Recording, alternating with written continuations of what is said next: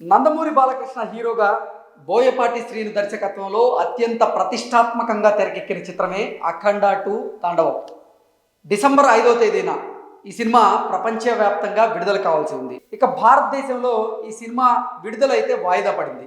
దానికి కారణం ఏంటంటే బాలీవుడ్ నిర్మాణ సంస్థ అయినటువంటి ఈరోస్ సంస్థ 14 రీల్స్ ఎంటర్టైన్మెంట్ ప్రొడ్యూసర్స్ వారికి గతంలో 28 కోట్ల రూపాయలు బకాయి ఉన్నారని, ఆ బకాయిలు చెల్లించిన తర్వాతే ఈ సినిమా విడుదలని అంగీకరించండి అంటూ వారు కోర్టును ఆశ్రయించడం, కోర్టులో పిటిషన్ దాఖలు చేసినటువంటి నేపథ్యంలో మద్రాస్ హైకోర్టు అఖండ 2 విడుదలకైతే మధ్యంతర ఉత్తర్వులు ఇచ్చి స్టే విధించడం జరిగింది. దీనివల్ల అఖండ 2 సినిమా ఇండియాలో విడుదలైతే వాయిదా పడింది తాత్కాలికంగా.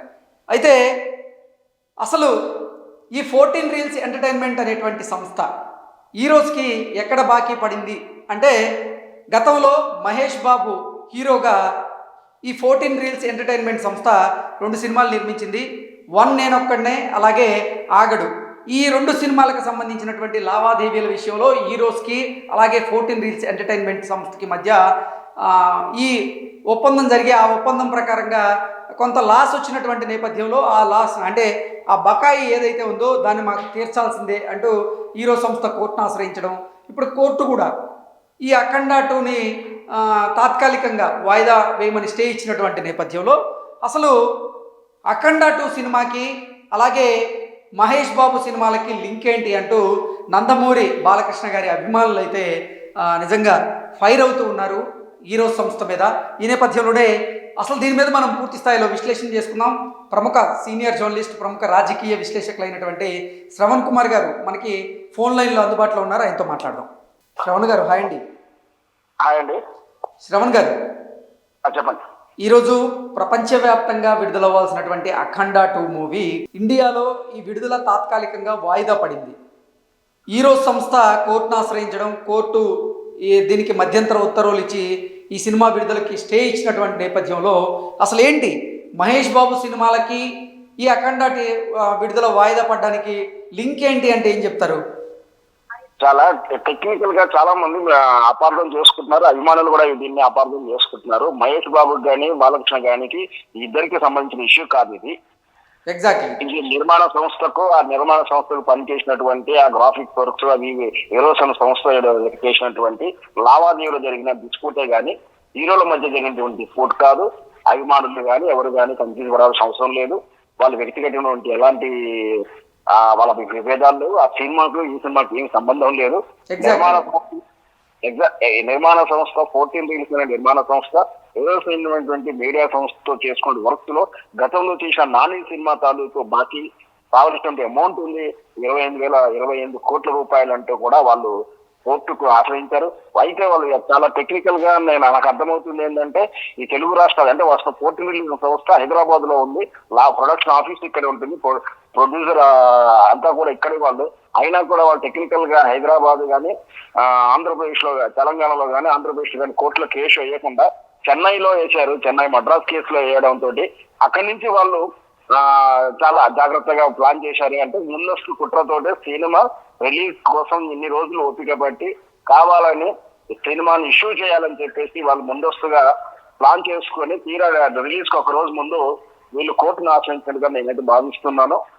ఇది కేవలం మహేష్ బాబు నటించినటువంటి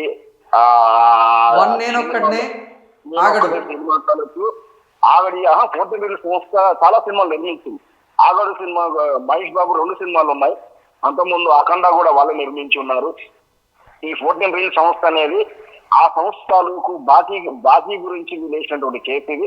ఇది కేవలం 2 సంస్థల మధ్య జరుగుతున్నటువంటి విషయం తప్పించి హీరోల మధ్య కానీ అభిమానుల మధ్య జరుగుతున్న ఇష్యూ కాదు ఇది.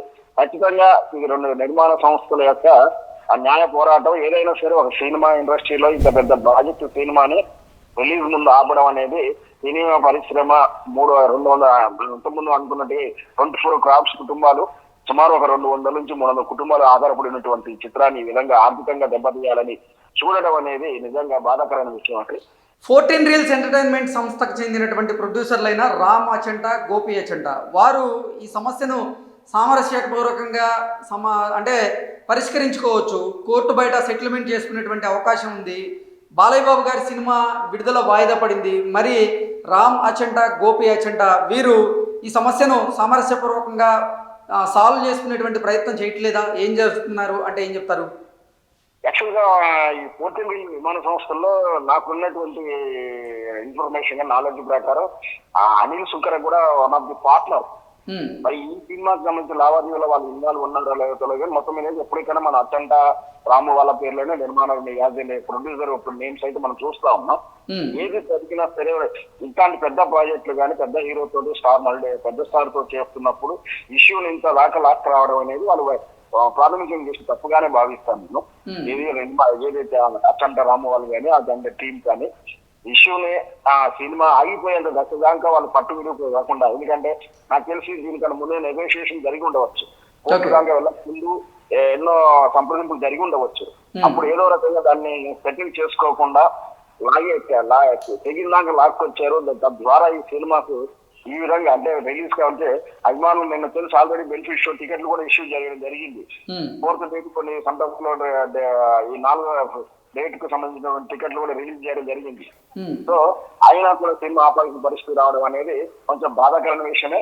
ఏదైనా సరే గణించి సినిమా ఆల్రెడీ సినిమా నిర్మాతలు సినిమా నటులు ఎవరైనా సినిమా తీస్తా వస్తుంటే వాళ్ళ స్తోమతలు చూస్తారు, వాస్తవానికి వాళ్ళ పొటెన్షియాలిటీ చూస్తారు. అయినా కూడా ఇట్లాంటి పెద్ద కంపెనీ ఇన్ని కోట్ల ప్రాజెక్ట్ కంపెనీ కూడా ఇంత ఫులిష్ గా బిహేవ్ చేయడం నిజంగా నిర్మాణ సంస్థకు తప్పిదంగానే భావించారు. ఓకే శ్రవణ్ గారు, థ్యాంక్ యూ సో మచ్ అండి. ఈ సినిమాకి గనక మద్రాస్ హైకోర్టు కనుక స్టే ఇవ్వకపోయి ఉంటే ఖచ్చితంగా బెనిఫిట్ షోలు అయితే పడేవి. బెనిఫిట్ షోలకి వెళ్దామని చాలామంది నందమూరి బాలకృష్ణ గారి అభిమానులు ప్లాన్ చేసుకున్నారు. అయితే ఈ సినిమా వాయిదా పడడంతో వారందరిలో నిజంగా ఒక నిరాశ అయితే వారికి ఎదురైంది.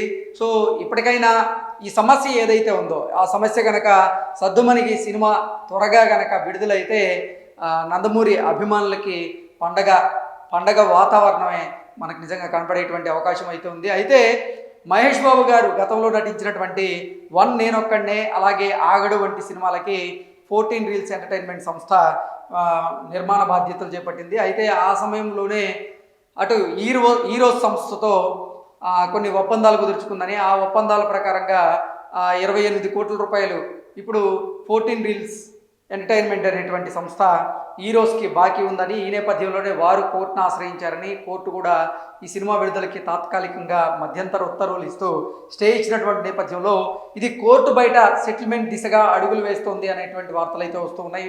నిజంగా కోర్టు బయట కనుక సెటిల్మెంట్ జరిగిపోతే ఈ సినిమా ఈరోజు విడుదలయ్యేటువంటి అవకాశం అయితే ఉంది.